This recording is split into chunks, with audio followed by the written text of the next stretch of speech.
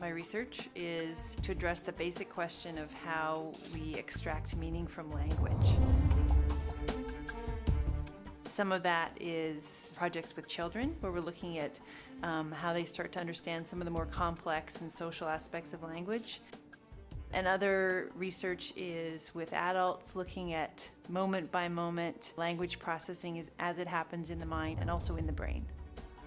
The applications of my research are really to better understand how the mind works, and in some ways that's relevant to learning and education. So trying to develop ways to better teach children to read, to better help them understand some of the more ambiguous aspects of everyday communication. So it's relevant, I think, in developmental and educational contexts.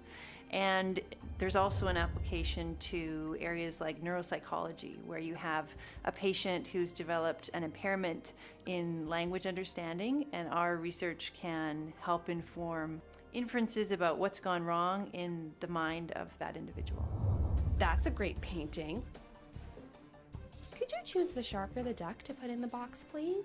So a lot of our research has been about how children understand sarcastic speech, because it's really quite a challenge for children to understand why people would be sarcastic. And the way that we test that is we've devised a number of versions of puppet shows. The child gets a live puppet show, and one of the puppets sometimes says something sarcastic about the performance of the other puppet.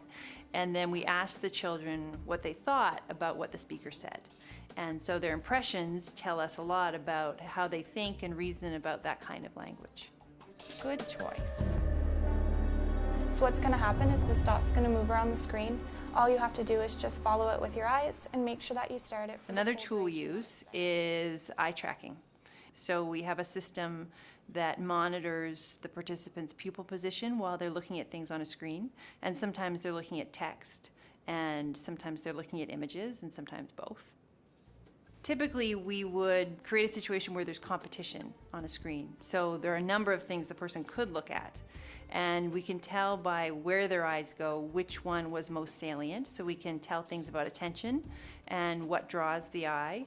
And then we can also make inferences from eye gaze. So if you look longer at something, we infer that you are processing it more extensively and more deeply, and that's informative. The graduate students working with me in the language processing lab develop a lot of expertise around research in particular, and depending on their own aspirations and interests, have opportunities in faculty positions, working in industry, and through research opportunities in agencies. My research helps society in a couple of ways. I think first of all, it's important that we understand ourselves. So if we can understand how it is that we accomplish some of the remarkable things humans are capable of, that's knowledge worth having. On the other hand, if we can build models of how the mind works typically or in the healthy individual, then we can better understand how these processes go awry in patients with brain damage, dementia, and other special populations who struggle with language processing.